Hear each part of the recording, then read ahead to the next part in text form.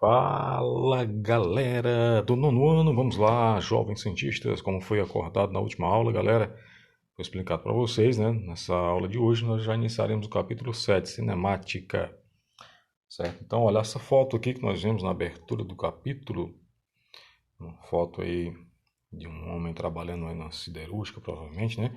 É um operário soldando peças metálicas. Pode-se ver a trajetória de cada fagulha, né, que são os fragmentos de metal incandescente, né, durante o curto intervalo de tempo em que a luz foi captada pela máquina fotográfica. Como conceituar a trajetória de um movimento? Então, como é que eu posso conceituar a trajetória do movimento? O movimento é reto, o movimento tem curva, certo? Então, essas coisas irão entrar no nosso assunto neste capítulo, beleza? Então, pessoal, observando aí na página 137, nós temos aqui uma atividadezinha de motivação, certo? O objetivo é investigar se a duração das oscilações de um pêndulo depende da massa, da amplitude da oscilação ou do comprimento do fio, certo? Então aqui, ó, você vai fazer esse experimento aí, pegando um livro, uma régua, um barbantezinho, uma linha de costura mesmo, certo? E vai deixar aqui 40 centímetros, depois vai colocar 50 centímetros, 60 centímetros. Vai pendurar aqui um objeto, certo? Contanto que você tenha dois desses objetos para testar com um ou dois. Então, a pergunta que você vai ter que responder após a verificação, né, desse experimento é se vai depender da massa. Ou seja, se eu colocar duas porcas, vai mudar? Se eu colocar a amplitude de oscilação, né? Ou seja, se eu afastar mais, afastar menos, será que vai implicar alguma coisa? O comprimento do fio. Vamos lá entender o que eu disse aqui agora. O que é a massa? A massa é a quantidade de porcas aqui, ó, certo? A amplitude é você puxar, né, a uma distância x ou puxar a uma distância y maior, certo? E a outra coisa é o comprimento aqui do fio, certo? Qual será desses três que vai implicar, né, na oscilação? Investigar, que aí, ó, investigar se a duração das oscilações, ou seja, o tempo que ela vai durar, vai depender da massa, ou seja, de uma, duas, três porcas, da amplitude de oscilação, ou seja, você puxar só até aqui nesse ponto, ou você puxar até esse, ou se vai depender do comprimento do fio, né? Beleza? Então aqui tem um passo a passo, ó, certo? Você vai montar esse pêndulo aqui, vai afastar 5 centímetros, então você está nesse ponto aqui, você vai afastar 5 centímetros e soltar. Então cada movimento que ele fizer, certo? É uma oscilação, então você vai contar no relógio 20 oscilações, certo? 20 oscilações, ida e volta, beleza? Depois vai colocar outra porca, repetir a mesma coisa, certo? Usando 5 centímetros de distância, usando 10 centímetros de distância, certo? Depois você vai, ó, mudar o fio, ou seja, colocar um fio maior, né, de 50, 60 centímetros, por exemplo, e registrar os resultados, certo? O período de oscilação de um pêndulo é o tempo que ele gasta para realizar uma oscilação, por exemplo, o tempo, né, da oscilação, do período. Então, olha, você soltou ele aqui, ele foi até aqui e voltou, pronto, aqui é um tempo. Tá captando? É um período, certo? De oscilação. Eu tenho aqui para experiência para mostrar para vocês aqui que eu fiz, certo? Então analise aqui. Não ficou muito bem gravado, mas vamos lá. A montagem aqui do experimento, ó. Então tem aqui a montagem de um pêndulo, ó, 40 centímetros aqui mais ou menos da base, certo? Então é uma porquinha, certo? Um fio preso a uma tábua, beleza? Então deixa eu pegar aqui um relógio para a gente fazer o experimento, certo? Com o tempo das 20 oscilações. Então, o cronômetro já está ali, posicionado, certo? Vai ter um delay, né, pessoal? Porque eu vou ter que pegar aqui, certo? Soltar e começar a marcar o tempo, certo? Mas vamos lá então. 5 centímetros mais ou menos, né, de acordo com o enunciado, ó. Então vamos lá. 1, 2, 3, 4, 5, 6, 7, 8, 9, 10, 11, 12, 13, 14, 15, 16, 17, 18, 19, 20. Ó, 23 segundos, né, para ela fazer as 20 oscilações, né? 1, 2, 3, 4, 5, certo? Beleza? Então, zerei, certo? Aqui o cronômetro, certo? Está zerado. Agora nós vamos fazer aqui, ó, trazendo um pouco mais distante, né? De uns 10 centímetros, ó, certo? Então, lembrando, que nem falei para vocês, ó, vai ter a distância para me acionar ali o cronômetro, mas vamos lá então. Ó, 1, 2, 3, 4, 5, 6, 7, 8, 9, 10, 11, 12, 13, 14, 15, 16, 17, 18, 19, 20, ó, 23, né, 24 mais ou menos, né? Então, pessoal, como sugerido na atividade, ó, eu coloquei agora duas. Agora temos duas porquinhas, ó. Então vamos colocar aqui 5 centímetros mais ou menos, né? 5 centímetros mais ou menos, ó. Vamos lá. Acionar o cronômetro. 3, ó, 4, 5, 6, 7, 8, 9, 10, 11, 12, 13, 14, 15, 16, 17, 18, 19, 20, ó, 23 segundos, né? Então, 23 segundos. Vamos lá, se a gente colocar 24, os 10 centímetros, né, para ver quanto é que dá mais ou menos. Vamos lá, então. Então, ó, lembrando que o experimento não está sendo perfeito, né, por não ter quem acione ao mesmo tempo lá. Então, 1, 2, 3, 4, 5, 6, 7, 8, 9, 10, 11, 12, 13, 14, 15, 16, 17, 18, 19, 20, ó, 23 segundos, né? Muito bem. Pessoal, agora aumentei aqui a linha, ó, para 50 centímetros, ó. Vamos ver como é que vai acontecer aí, né? O que é que vai acontecer. Só uma observação, né, galera? Aí descontando os segundos, né, que eu levo até acionar o cronômetro, deu 24. Então, quando eu coloquei 5 centímetros de distância com uma porca só, as 20 oscilações levaram aí 24 segundos, certo? Colocando 10 segundos, 10 centímetros, né, de distância aqui, ó, da porca para cá, também foram os mesmos 24 segundos, certo? Com duas porcas, né, colocando ali com 5 centímetros aproximadamente, deu 24 segundos também. E com 10 centímetros também deu os 24 centímetros, né? Lembrando aí descontar o movimento que eu faço, né, quando eu saio da porca lá até o cronômetro, certo? Agora, quando aumentar o comprimento aí do fio, o que vai acontecer? Então, afastar aqui. Ó, 1, 2, 3, 4, 5, 6, 7, 8, 9, 10, 11, 12, 13, 14, 15, 16, 17, 18, 19, 20, ó, 27 segundos, né, para fazer os mesmos 20 movimentos, beleza? Então vamos lá. Captou, galera? Então, ó, quando eu aumentei, né, o fio, certo? Quando o fio passou, aqui eram 40 centímetros, certo? Inicialmente que eu coloquei, beleza? Que eram 40 centímetros. Quando eu aumentei para 50, certo? Não, já não é mais 40, certo? Quando eu aumentei para 50 centímetros, o que aconteceu? O tempo, que era 24 segundos, passou, né, aumentou para 27 segundos, certo? Então, o tempo aumentou em 3 segundos, certo? Ele aumentou em 3 segundos. Então, o que fez a diferença ali não foi, certo, a massa, certo? Como foi perguntado na questão, né, no início, certo? Não foi a massa que fez a diferença, certo? Não foi a distância em que eu coloquei para soltar a porquinha do pêndulo, certo?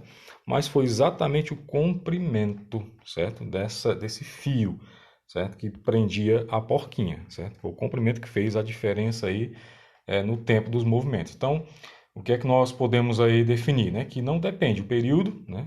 Esse movimento que ele faz de ida e volta, ele não vai depender da massa, certo? Nem da amplitude, certo? Ou seja, da abertura que você lança a porca.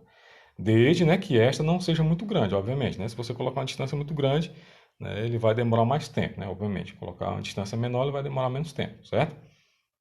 No entanto, galera, o período ele vai depender do comprimento do pêndulo, do fio, né? Quanto maior for o comprimento, maior será o período, certo? Como mostra o nosso vídeo, né? Nós tivemos aí 27 segundos, né? Enquanto que anteriormente era 24, né? Certo? Então, esse procedimento, ele, ele pode ser descrito no experimento, né? Para mostrar realmente aí a movimentação, né? Então, quanto maior for essa distância, né? Maior for esse fio, maior vai ser a amplitude, beleza? Maior vai ser essa amplitude. E concluindo, então, no geral, né? Se nós colocássemos ali 60 centímetros, por exemplo, né? Então, acredito que o tempo aumentaria, né? Então, quanto menor for o pêndulo, menor for o fio, menor vai ser o período, né? O tempo que ele vai fazer esse período de 20 oscilações, beleza? Se você quiser aprofundar mais aí, você pode fazer a atividade que tem lá, no começo da página, lá no finalzinho da página lá, trabalho em equipe. Deixa eu abrir aqui para mostrar para vocês. Olha só aqui, ó, atividade, né, em equipe. Ó. Faça um pêndulo que tenha 25 centímetros de distância desde o ponto em que está suspenso até o centro da porca. Meçam o período de oscilação, né? Que utilidade prática tem esse pêndulo, né? Então, para você, que é para a gente iniciar o nosso capítulo, né, galera? Que é estudo do movimento. Então, galera, algumas contribuições de Galileu. Quem nunca ouviu falar aí do Galileu Galilei, né? Galileu e o pêndulo, né? Galileu Galilei, galera, tá aí o tempo de vida dele, né? Nasceu na cidade de Pisa, na Península Itálica. Na época em que viveu, não existiam relógios mecânicos a corda, muito menos os eletrônicos, né? O uso da eletricidade é bem posterior a Galileu. Pequenos intervalos de tempo podiam ser marcados pelo escoamento de areia, né? Nas ampulhetas ou da água, nos relógios de água. Conta-se que, aos 19 anos, Galileu estava na Catedral de Pisa e observou atentamente um candelabro que, preso ao teto por uma corrente, balançava de um lado para outro. Ele percebeu que o período de oscilação era o mesmo, né, qualquer que fosse a amplitude das oscilações. Para isso, usou a contagem de suas próprias pulsações como relógio. Olha só, o cabo era bom. Improvisado, né, para confirmar essa suposição. Então, Galileu ele dedicou sua vida ao estudo das aplicações da matemática, à astronomia e à ciência, posteriormente denominada física. Entre outras atividades, estudou detalhadamente, o comportamento dos pêndulos e, nos últimos anos de sua vida, trabalhou na tentativa de utilizá-los para a marcação do tempo. Aproveitando a descoberta de Galileu, o cientista holandês Christian Huygens construiu o relógio de pêndulo em 1656, certo? Então, como nós vimos lá no experimento que nós fizemos, né, galera? As 20 oscilações, elas variavam ali de 24 segundos a 27 segundos. Então, se a gente encontrasse, por exemplo, uma variação ali de 30 segundos ou de 60 segundos, né? Certo? A gente poderia definir essas oscilações de 60 segundos como um minuto, né? Então, cada 60 variações seria um minuto. Então, nós criaríamos um relógio a partir daquele nosso experimento ali. Então, Galileu e a sua experimentação.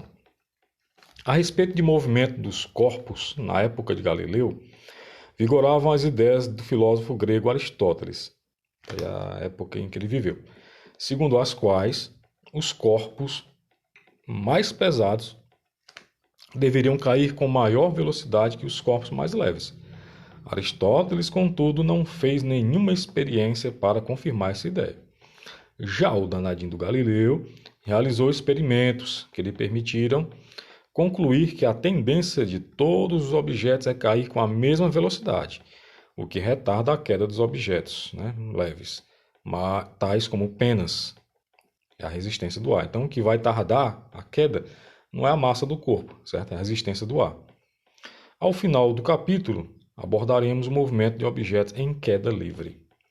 Ele tem só queda, certo? Mas é queda livre. Esta é uma das importantes contribuições de Galileu para a ciência, a experimentação. Então, se eu digo alguma coisa, devo experimentar e provar, certo? Aquilo que fora dito dentro da ciência. Ainda hoje, a realização de experimentos faz parte do modo científico de pesquisar as regularidades da natureza. Para entender as ideias de Galileu, vamos trabalhar inicialmente o conceito de movimento. Então vamos lá, conceito introdutório à mecânica, medidas de comprimento. Então, medir um comprimento é compará-lo a um comprimento adotado como padrão. O padrão escolhido é a unidade de medida, certo? É o Sistema Internacional de Medidas. Esse Sistema Internacional de Medidas, galera, usa o que para comprimento? Usa o metro, certo? A partir do metro, nós temos o centímetro, temos o milímetro, temos o decímetro, temos o hectômetro e temos o quilômetro, né, para distâncias maiores, beleza? Então, o metro é a base, certo, do Sistema Internacional de Medidas, beleza? Então, a hora de debater o significado de cada conceito. Ó, você vai pesquisar o que é medir e o que é unidade de medida. Então, medida de distância, né? Para medir uma distância, é preciso ter um referencial, né? Uma medida de distância daqui para ali, de lá para colar, do vamos ver para o bairro da estação, vamos ver para o centro da cidade. Então, existe uma referência, né, de um bairro para outro. Então, o metro e as unidades dele derivadas, né, podem ser usadas para expressar a distância entre dois pontos. Por exemplo, você está na sua casa, né, eu estou na minha casa. A distância entre nós dois, ela provavelmente vai ser em quilômetros, certo? Porque não há nenhum vizinho meu aqui que seja meu aluno, né? Então, se houvesse um vizinho aqui do lado, meu aluno, a distância entre nós poderia ser dada em metros. Então, ao dizermos que a distância da marca do pênalti até a linha do gol é de 11 metros, estamos comparando essa distância à unidade metro. Então, é uma comparação. Em muitas situações, é conveniente medir distâncias em relação a um ponto ou local escolhido como referência, dando um dado referencial. Ao longo de uma estrada, por exemplo, encontramos os marcos quilométricos. Então, vamos ver aí, você vai verificar, galera, que nessa pista aí que vai lá para o açude, por exemplo, tem aquelas plaquinhas, né? 3 km, 4, 5 km, 10 km, certo? Então, isso aí é uma referência lá do início da estrada, onde começou a pista. Ao longo de uma estrada, por exemplo, encontramos os marcos quilométricos que indicam a distância desse ponto da estrada até o referencial adotado, escolhido. Dizer que um automóvel está no marco quilômetro 92 equivale a dizer que ele está distante 92 quilômetros do referencial adotado. Então vamos supor que você foi ali no São José, por exemplo, a tua moto, bicicleta quebrou, certo? Você está com área e liga para um colega ir buscar você, por exemplo.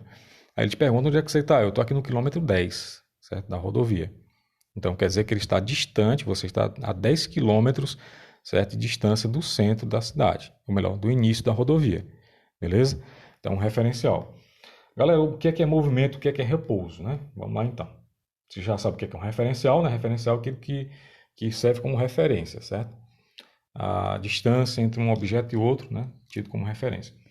E o que é movimento e repouso? Vamos lá então. Um caixote está preso à carroceria de um caminhão de transportes que trafega por uma estrada.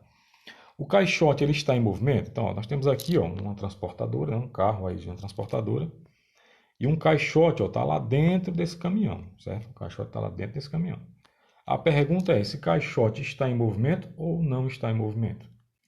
Normalmente, as pessoas tendem a dizer que sim, né? Ele está em movimento. Contudo, a resposta depende do referencial, galera. Certo? É o referencial que vai dizer se ele está ou não em movimento. Um corpo está em movimento quando sua posição em relação ao referencial escolhido se altera, certo? Com o passar do tempo. Por outro lado, né, um corpo está em repouso quando sua posição em relação ao referencial escolhido não se altera com o passar do tempo. Então vamos supor que você esteja aqui dentro desse carro, certo? Você está aqui dentro do carro. Certo? Você está guardando a carga lá dentro. Você está viajando junto com as cargas. Esse caixote, em relação a você, ele está em repouso ou está em movimento? Exatamente, você acertou, né? Ele está em repouso, galera. Certo? Ambos, vocês dois, estão em repouso. Um não está em movimento com relação ao outro, não. Né? Os dois estão parados. Certo? E quando está parado, com relação ao referencial, está em repouso. Beleza? Mas vamos lá, você está dirigindo o carro aqui, certo? Lá está, estou aqui no carro. Estou aqui dirigindo o carro, ó. Eita, menino, tá dirigindo o carro aí, ó. Aqui é tu, certo?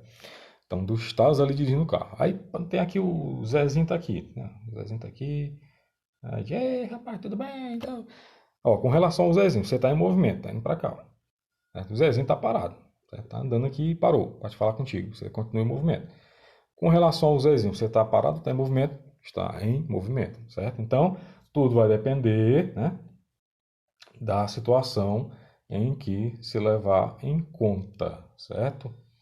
Então, se adotarmos o marco quilométrico inicial da estrada como referencial, poderemos afirmar que a posição do caixote se altera, né? Então, no minuto X, né, ele vai estar no quilômetro 2, no minuto tanto ele vai estar no quilômetro 5, certo? Então, um minuto depois ele vai estar no quilômetro 10, por aí vai.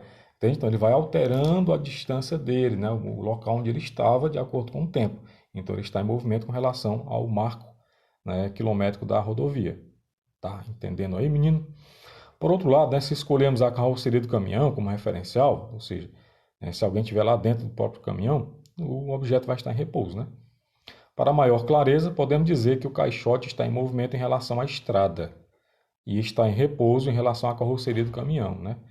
Então, a física, galera, ela estuda de início, né, a mecânica, a cinemática, o movimento, certo? Ela estuda o movimento. E para a gente complementar nessa nossa aula de hoje, vamos lá fazer o seguinte. Você vai fazer, galera, a atividade número 1, certo? Atividade número 1, beleza? Atividade número 1 você vai fazer. Deixa eu abrir aqui para mostrar para vocês. Ó, essa aqui é a atividade número 1, certo? Mas antes de passar, eu tenho que explicar para vocês o que é velocidade média, beleza? Então vamos voltar aqui lá para a página 140, voltando para a página 140, 140, cadê ela? Esse aqui é a 143, 142, 141, pronto, 140. Ó, o que é a velocidade média, galera? A velocidade média é, digamos que medida, certo? É a divisão. Você vai fazer de uma forma bem clara, certo? Velocidade média é você pegar, vou representar por VM, certo? Você vai pegar o espaço que o carro percorreu, por exemplo, certo? Dividir pelo tempo. Então vai ser o espaço percorrido pelo tempo. Então vamos supor o seguinte, ó, tem aqui um carro na rodovia, ó. O carro está, ó, a 0 hora no quilômetro 30, 2 horas depois, ó, está no quilômetro 190, certo? Ó?